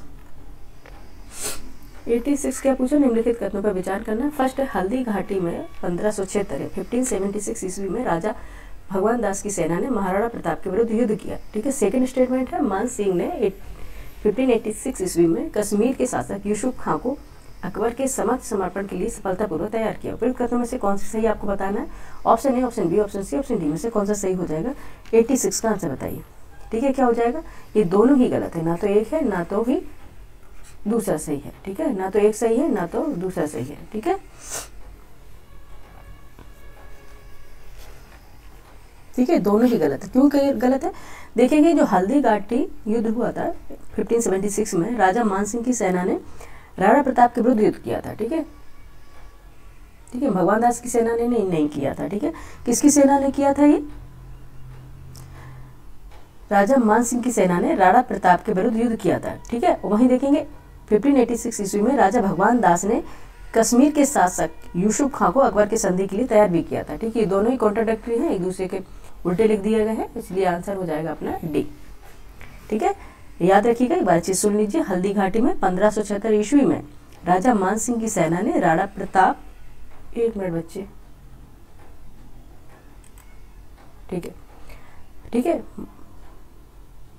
मान सिंह की सेना ने राणा प्रताप के विरुद्ध युद्ध किया था। वहीं 1586 यानी 1586 ईस्वी में राजा भगवान दास ने कश्मीर के शासक यूसुफ खां को अकबर से संधि के लिए तैयार भी किया था। ठीक है, ये आंसर हो गया। नेक्स्ट चलेंगे क्वेश्चन नंबर 87 है किसके कथानुसार मुगल हरम सच्चरित्रता का मंडप था। ठीक है, किसके कथानुसार मुगल हरम सच्चरित्रता का मंडप था। Option A Nizamuddin Ahmad, option B Abul Fazl, option C Gulbadan Begum है, ऑप्शन डी अब्दुल हमीद लाहौरी। ठीक है, क्वेश्चन नंबर 87 का आंसर बताइए फटाफट क्या होगा। 87 का आंसर होता है फटाफट। ठीक है, क्या होगा, निजामुद्दीन अहमद। ठीक है, निजामुद्दीन अहमद होंगे, ऑप्शन ए राइट आंसर होगा। ठीक है, ऑप्शन ए राइट आंसर होगा। ठीक है, मुगल जो इतिहासकार थे निजामुद्दीन अहमद ने मुगल हरम को सच्चरित्रता के मंडप के रूप में वर्णित किया है। ठीक है, निजामुद्दीन ने तबकात अकबरी की रचना भी की थी। ठीक है, और गुलबदन बेगम ने हुमायूंनामा की रचना की थी। इसमें हुमायूं अकबर की शासन से जो संबंधित जानकारियां उनमें वर्णन किया गया था। ठीक है, गुलबदन बेगम ने। नेक्स्ट देखेंगे क्वेश्चन नंबर 88।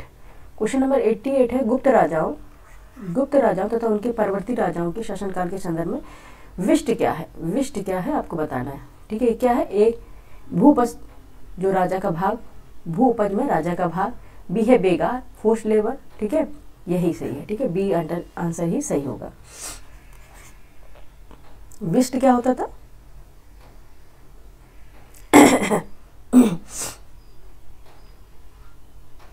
विष्ट क्या होता था, विष्ट का संबंध बेगार से है। ठीक है, और बेगार क्या है, बेगार होता है बंधुआ मजदूरी, जिसे बिना मजदूरी के श्रम करवाया जाता है। ठीक है, बिना वेतन के श्रम करवाया जाता है। ठीक है, बेगार विष्ट कहते थे। ये गुप्त राजाओं तथा उनके परवर्ती राजाओं के शासनकाल से संबंधित थी विष्ट।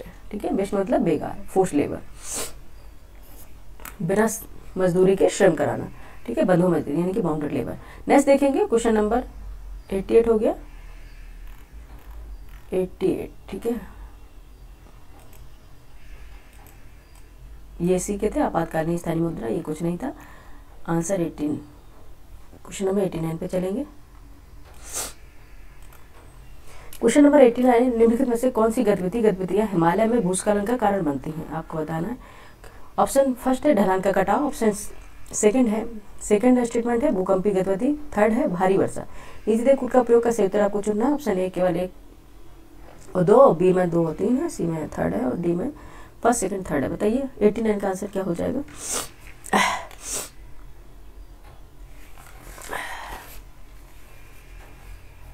ठीक है, क्या हो जाएगी, हिमालय में भूस्खलन के जो होता है ढलान कटाव के कारण भी होता है, भूकंपी गतिविधि भी, भारी वर्षा भी होती है। ठीक है, सभी सही है। ये तो सिंपल सा क्वेश्चन था। ठीक है, सिंपल सा क्वेश्चन था।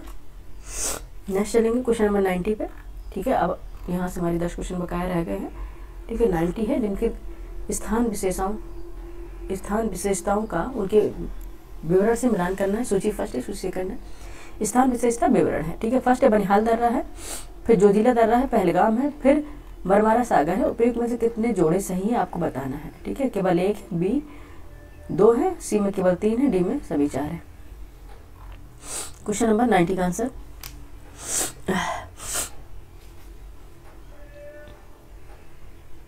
ठीक है, आइए देख लेते हैं।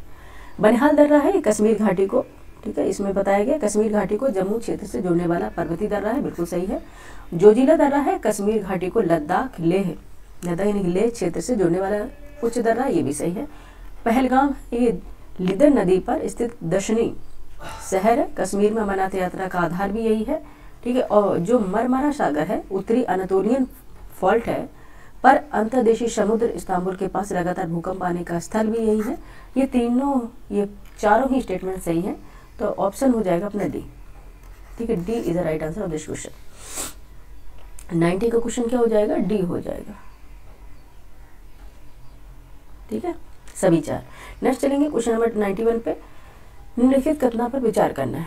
ठीक है, निम्नलिखित कथनों पर विचार करना है स्टेटमेंट पर। फर्स्ट है बादल फटना अल्पकालिक चरम मौसम की घटनाएं हैं। सेकंड है बादल फटने के दौरान 20 से 30 वर्ग किलोमीटर के छोटे से क्षेत्र में 100 किलोमीटर घंटा की दर से भारी बारिश होती है, यानी भारी वर्षा होती है।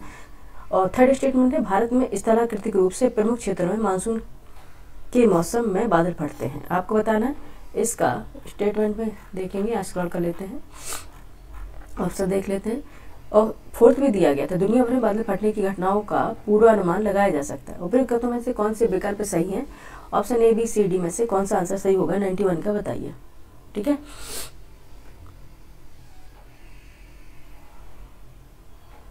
ठीक है, आइए देख लेते हैं, फटाफट देख लेते हैं। बादल फटना अल्पकालिक चरमौसमी घटना है, बिल्कुल सही है। बादल फटने के दौरान 20 से 30 वर्ग किलोमीटर क्षेत्र में 100 किलोमीटर घंटे के जैसे भारी वर्षा हो सकती है, ये भी सही है। और वहीं देखेंगे भारत में स्थलाकृतिक रूप से प्रमुख क्षेत्रों में मानसून के मौसम में बादल ज़्यादा फटते हैं, ये भी सही है। नेक्स्ट फोर्थ देखेंगे, दुनिया भर में बादल फटने की घटनाओं का पूर्वानुमान लगाया जा सकता है, ये गलत है, पूर्वानुमान नहीं लगाया जा सकता। ठीक है, तो फिर जहाँ पे फोर्थ स्टेटमेंट है हम उसको कर देते हैं एलिमिनेट। ठीक है, एलिमिनेट कर दिया, 3 सही थे, तो ऑप्शन बी निकल के आ गया, ऑप्शन बी निकल के आया। ठीक है, option B is the right answer of this question. ठीक है, नेक्स्ट क्वेश्चन नंबर 92 है, भूकंपीय तरंगों के संदर्भ में निम्नलिखित जो सीस्मिक वेव हैं उनके संबंध में निम्नलिखित कथनों पर विचार करना है। फर्स्ट है, पी तरंगें प्राथमिक तरंगें ठोस तरल और गैसों के माध्यम से यात्रा कर सकती हैं और यह एस तरंगों की तुलना में तेज होती है। सेकंड स्टेटमेंट है, एस तरंगें द्वितीय तरंगें केवल ठोस पदार्थों के माध्यम से यात्रा कर सकती है तथा कणों को तरंग संचरण की दिशा के लंबवत दोलन कराती हैं। थर्ड है, सतही तरंगें जब उत्पन्न होती हैं जब पी तरंगें और एस तरंगें पृथ्वी की कोर तक पहुंच जाती है। उपयुक्त कथनों में से कौन से कथन सही है? Option A, option B, option D में से कौन से सही होंगे? आंसर बताइए फटाफट। ठीक है, कौन से सही होंगे? आंसर बताइए। ठीक है, भूकंप तरंगें क्या होती है? ये सीस्मिक वेव्स होती हैं, ये कंपन तरंगें होती हैं जो भूकंप के दौरान रिलीज होती है। ठीक है, ये एनर्जी को लेकर पृथ्वी की सतह पर पहुंचती हैं। ठीक है, पी तरंगें होती हैं, ये प्राथमिक या संपीड़ित तरंगें भी कहते हैं, इन्हें अनुदैर्ध्य तरंगें भी कहते हैं। ठीक है, ये क्या करती है? समानांतर कंपन करती हैं, ये ठोस द्रव और गैसों में प्रवाहित होती हैं। ठीक है, प्रवाहित होती है, ये ठोस द्रव और गैसों में प्रवाहित होती है। ये भूकंपी तरंगों की सबसे तेज प्रकार और सीस्मोग्राफ द्वारा सबसे पहले दर्ज की जाती है, अतः कथन सही है ये। ठीक है, ये सही है। ठीक है, एस तरंगें क्या है? सतही तरंगें। एस तरंगें द्वितीय तरंगें होती हैं, जिन्हें अपरूपक तरंगें भी कहते हैं, अनुप्रस्थ तरंगें भी कहते हैं, अर्थात इनके कण तरंग संचरण की दिशा में लंबवत यानी कि समकोण पर चलते हैं। ये केवल ठोस पदार्थों में ही गति कर सकती हैं क्योंकि द्रव और गैसों को ये सहन नहीं कर सकती। ठीक है, एस तरंगें पी तरंगों से धीमी होती हैं। और सेकंड स्टेटमेंट भी सही होगा इसका। ठीक है, सेकंड स्टेटमेंट भी सही है। और थर्ड है, सतही तरंगें जब उत्पन्न होती है जब पी तरंगें एस तरंगें पृथ्वी की कोर तक पहुंच जाती हैं। ठीक है, पृथ्वी की कोर तक पहुंचती हैं।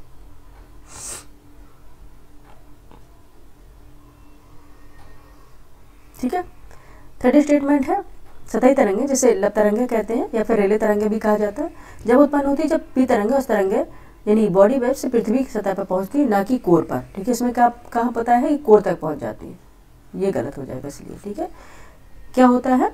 जो ये तरंगें होती हैं पी तरंगें उस तरंगें बॉडी वेव्स पृथ्वी की सतह पर पहुंचती है, ना कि कोर पर। ये पृथ्वी की सतह के साथ साथ चलती है और अपने बड़े आयाम और लंबी अवधि के कारण भूकंप से होने वाली अधिकांश नुकसान के लिए जिम्मेदार होती हैं। ठीक है, सेकंड स्टेटमेंट गलत हो गया, तो कौन सा सही हो गया? फर्स्ट एंड सेकंड के कितने सही हैं? केवल 2। ठीक है, केवल 2, ऑप्शन बी राइट आंसर हो जाएगा। ठीक है, केवल 2, ऑप्शन बी इसका राइट आंसर हो जाएगा 92 का। ठीक है, नेक्स्ट चलेंगे 93 पर। जनवरी समताप रेखाओं के बारे में निम्नलिखित में से कौन? जनवरी क्या होता है? जनवरी हो सकता है, जनवरी क्या? समताप रेखाओं के बारे में निम्नलिखित में से कौन से अनुमान सही हैं? अच्छा, ठीक है, जनवरी समताप रेखाएं होती हैं। ठीक है, रेखाओं के बारे में निम्नलिखित में से कौन से अनुमान सही है? अकॉर्डिंग मौसम के पूछा गया। समताप रेखा महासागर के ऊपर से दक्षिण की ओर, महाद्वीपों के ऊपर उत्तर की ओर विचलित होती है। सेकंड, अटलांटिक महासागर की गर्म महासागरीय धाराएं समताप रेखाओं को उत्तर की ओर मोड़ देती है। नीचे दिए कोड की सहायता से आपको आंसर निकालना है, ABCD में से कौन सा सही होगा? 93 का आंसर बताइए फटाफट। ठीक है, क्या होगा? 93 का आंसर बताइए फटाफट, क्या होगा? ये होगा अटलांटिक महासागर की जो गर्म महासागरीय धाराएं समताप रेखाओं को उत्तर की ओर मोड़ देती है, ये सही स्टेटमेंट। और ये वाला गलत है, समताप रेखा महासागर के ऊपर दक्षिण की ओर, महाद्वीपों के उत्तर की ओर विचलित होती है, ये गलत है। ठीक है, तो 93 का आंसर क्या हो जाएगा? बी केवल। ठीक है, बी है, बी। नेक्स्ट चलेंगे 94 है, निम्नलिखित औद्योगिक क्षेत्रों का उनकी प्रमुख विशेषताओं से मिलान करना है। कॉलम फर्स्ट है, कॉलम सेकंड है। औद्योगिक क्षेत्र है, ये विशेषता है, उद्योग है। हुगली क्षेत्र है, पेट्रोकेमिकल कॉम्प्लेक्स और हीरा कटाई के लिए है।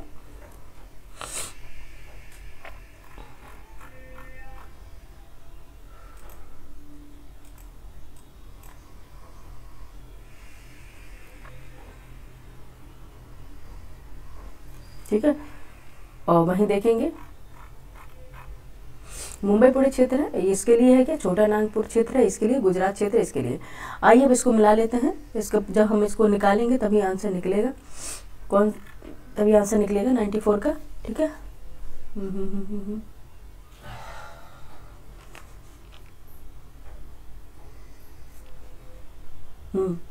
आइए देख लेते हैं। ठीक है, शुरुआत से यहाँ देखना पड़ेगा।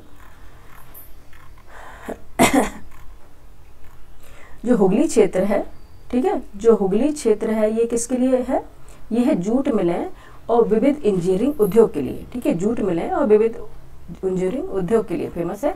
और उसके बाद ये फोर्थ से मैच करता है। और मुंबई पुणे क्षेत्र है, मुंबई पुणे क्षेत्र है, सूती वस्त्र, वित्तीय सेवाएं और मनोरंजन उद्योग के लिए है। छोटा नागपुर क्षेत्र है, ये छोटा नागपुर क्षेत्र है, खनिज संपदा। ठीक है, यहाँ पे ये है, ये खनिज संपदा पर आधारित भारी जो धातु कर्म उद्योग के लिए है। और गुजरात क्षेत्र है, गुजरात क्षेत्र है, ठीक है, ये है पेट्रो, यहाँ पे ठीक है, ये लास्ट में दिया गया था, ये फर्स्ट है, एक बार दिखा लेते हैं स्क्रॉल करके, पेट्रोकेमिकल कॉम्प्लेक्स और हीरा कटाई के लिए। ठीक है, तो आंसर अपना निकल के क्या आएगा बच्चे, आंसर आएगा ऑप्शन ए। ठीक है, 4321। ठीक है, नेक्स्ट देखेंगे क्वेश्चन नंबर 95 है, निम्नलिखित कथनों पर विचार करना है आपको। फर्स्ट है, ऑस्ट्रेलिया विश्व में यूरेनियम का सबसे बड़ा उत्पादक है। सेकंड है, कजाकिस्तान में विश्व का सबसे बड़ा ज्ञात यूरेनियम भंडार है। में से कौन से कथन सही है, option A, option B, option C, option D में से आपको बताना है। 95 का आंसर बताइए फटाफट, क्या हो जाएगा। ठीक है, ना तो एक है ना ही दो सही है। ठीक है, ना तो एक है ना तो दो ही सही है इसमें। ठीक है, देखिए जो कजाकिस्तान वर्तमान में यूरेनियम का सबसे बड़ा उत्पादक देश है। ठीक है, कजाकिस्तान वर्तमान में यूरेनियम का सबसे बड़ा उत्पादक देश है, भंडार नहीं उत्पादक है। ठीक है, इसलिए गलत हो गया। ठीक है, सबसे बड़ा उत्पादक देश है कजाकिस्तान, यूरेनियम के वैश्विक उत्पादन के लगभग 40% हिस्सा उत्पादित करता है। ठीक है, इसलिए गलत हो गया। वहीं देखेंगे कि यूरेनियम के सबसे बड़े ज्ञात भंडार ऑस्ट्रेलिया में है। ठीक है, उत्पादक कर दिया, ये गलत है, भंडार है यहाँ पे। ठीक है, इसलिए गलत है, ये भंडार है। ठीक है, ये भंडार है और ये भंडार है और ये उत्पादक है। ठीक है, तो यूरेनियम के सबसे बड़े जो ज्ञात भंडार है ऑस्ट्रेलिया में, जहाँ यूरेनियम का लगभग 28% हिस्सा मौजूद है। ठीक है, इसलिए गलत है, आंसर अपना क्या होगा, डी हो जाएगा। ठीक है, उल्टा लिख दिया था। नेक्स्ट देखेंगे क्वेश्चन नंबर 96 है, पश्चिम से पूर्व तक गोदावरी नदी पर स्थित शहरों का सही क्रम पहचानिए। ठीक है, option A Nashik, Nanded, Paithan, Bhadrachalam, option B Nanded, Paithan, Besar, Bhadrachalam, option C है पैठन, नांदेड़, भद्राचलम, बेसर, ऑप्शन डी है पैठन, नांदेड़, बेसर, भद्राचलम। 96 का आंसर क्या हो जाएगा बताइए आपको। ठीक है, क्या हो जाएगा, पैठन, नांदेड़, भद्राचलम, बेसर, ऑप्शन सी राइट आंसर हो जाएगा। ऑप्शन सी इसका राइट आंसर हो जाएगा। ठीक है, गोदावरी नदी के तट पर पश्चिम से अगर पूर्व की ओर चलेंगे तो शहरों का सही क्रम होगा, पहले त्र्यंबकेश्वर होगा, फिर नासिक होगा, फिर पैठन है, फिर नांदेड़ है, फिर भद्राचलम है, फिर बेसर है। ठीक है, ये हो जाएगा। नेक्स्ट चलेंगे क्वेश्चन नंबर 97 पे। क्वेश्चन नंबर 97 है, निम्नलिखित युगों पर विचार करना है। कटवे पीटलैंड्स आयरलैंड में है। सेकंड है क्यूबेट सेंट्रल पीटलैंड्स कॉन्गो बेसिन। थर्ड है मैकेंजी नदी पीटलैंड्स मैक्सिको। फोर्थ है बिंगे कैरिबी दलदल, बिंगे कैरिबी दलदल ऑस्ट्रेलिया। उपयुक्त कथनों में से कितने युग में सही सुमेलित है आपको बताना है। 97 का आंसर बताइए क्या हो जाएगा, केवल 3 इसमें सुमेलित हैं। ठीक है, 97 में केवल 3 इसमें सुमेलित हैं।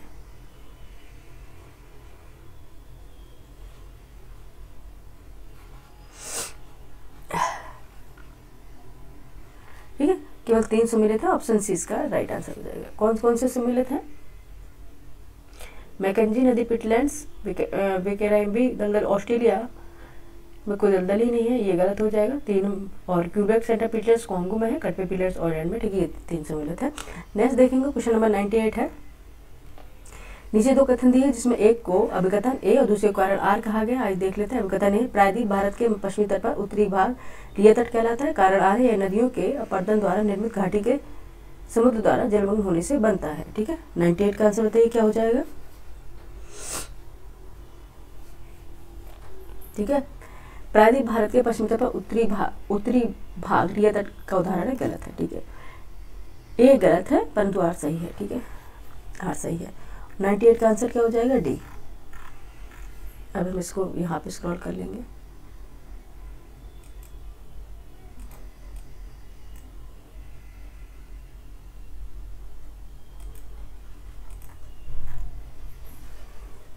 क्या हो जाएगा, डी हो जाएगा इसका आंसर 98 का। ठीक है, डी राइट आंसर हो गया। एक गलत पर तो आर सही। 99 है, निम्न के कथनों पर विचार करना। निम्न के कथनों पर क्या विचार करना है। भूमध्य रेखा पर वायुमंडल की मोटाई लगभग 18 किलोमीटर है। सेकंड है, ध्रुवों पर सेकंड है, ध्रुवों पर क्षोभमंडल लगभग केवल 8 किलोमीटर मोटा है। थर्ड है, उच्च ऊंचाई पर ऊष्मा का परिवहन प्रबल संबंध धाराओं द्वारा भूमध्य रेखा पर होता है। नीचे कुल का सही आपको आंसर चुनना है। एबीसीडी में से कौन सा आंसर सही हो जाएगा 99 का।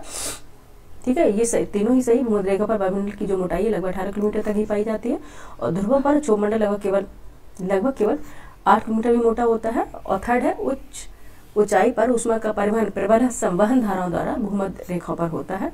तीनों ही सही है। ठीक है, ऑप्शन सी राइट आंसर हो जाएगा। ठीक है, 99 का आंसर क्या हो जाएगा, सी हो जाएगा। नेक्स्ट क्वेश्चन है और आज का हमारा लास्ट क्वेश्चन 100 है, क्वेश्चन नंबर 100 है।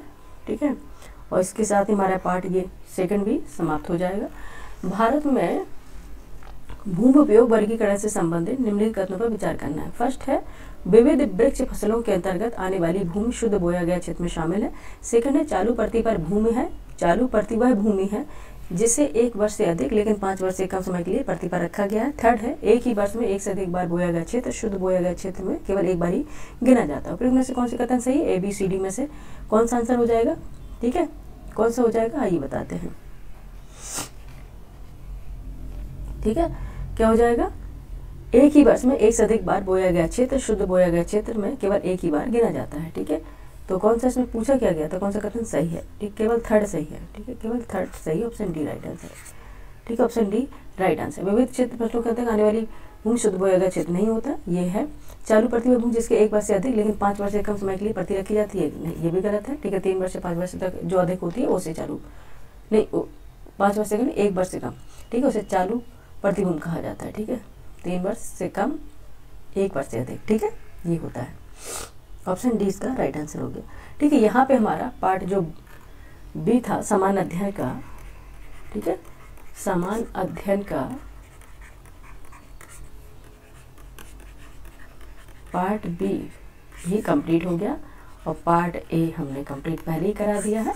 ठीक है, इस तरह से हमारा 100 क्वेश्चन की जो सीरीज थी, ठीक है, वो कंप्लीट हो गई।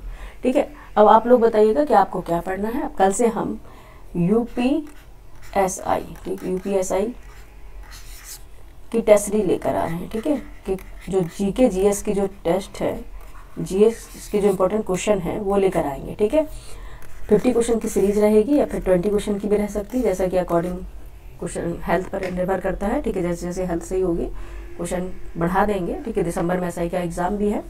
UPSI की प्रैक्टिस साइट स्टार्ट कर देंगे, इंडियन ज्योग्राफी, वर्ल्ड ज्योग्राफी सहित भी, और GK GS के और भी जो सब्जेक्ट जो क्वेश्चन होते हैं वो भी इसमें करवा देंगे। ठीक है, आपको ये क्लास कैसी लगी आप लोग कमेंट करके जरूर बताइए। ठीक है, लाइक करें, सब्सक्राइब करें, शेयर करें, लोगों को जोड़ें। ठीक है, जब आप लोगों को जोड़ेंगे तो हमें भी मनोबल मिलेगा, अच्छे से अच्छे कंटेंट बनाने के लिए भी हम मोटिवेटेड होंगे। ठीक है, कैसी भी तबीयत रही हो, हमने हमेशा आपका पहले देखा कि आपका लॉस ना हो। ठीक है, हमने हमेशा क्लास ली है और अब आपकी बारी कि आप लाइक, सब्सक्राइब, शेयर करें। ठीक है, बाकी आप जितनी छुट्टियां हुई थी वो फेस्टिवल की, दिवाली की छुट्टियां हुई थी, लेकिन उसके बाद जैसे ही हम वापस आए हैं तुरंत से हम क्लास स्टार्ट कर दी है। ठीक है, बाकी आप लोग अपने SI के जो दे रहे हैं उनके लिए हम कल से क्लास स्टार्ट कर देंगे और बीच बीच में UPSC UPPCS के लिए भी क्लास लाते रहेंगे और ज्योग्राफी, इंडियन ज्योग्राफी भी हम स्टार्ट कर देंगे कॉन्सेप्ट वाली क्लास। ठीक है, थैंक यू फॉर वॉचिंग।